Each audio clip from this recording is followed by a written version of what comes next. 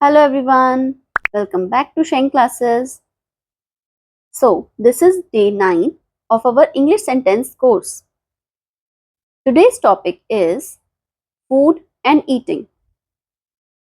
इसमें हम 5 sentences करेंगे. तो हमारा first sentence है I am hungry.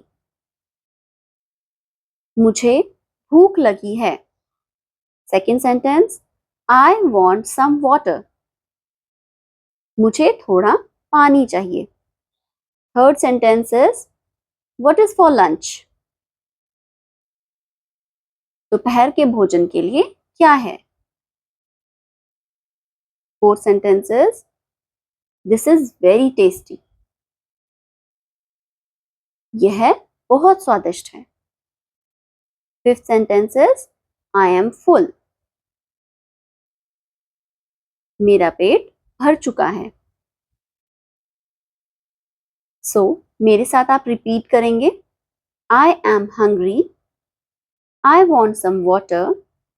What is for lunch? This is very tasty. I am full. ये हमने फूड एंड ईटिंग के सेंटेंसेस किए. अब आपको क्या करना है?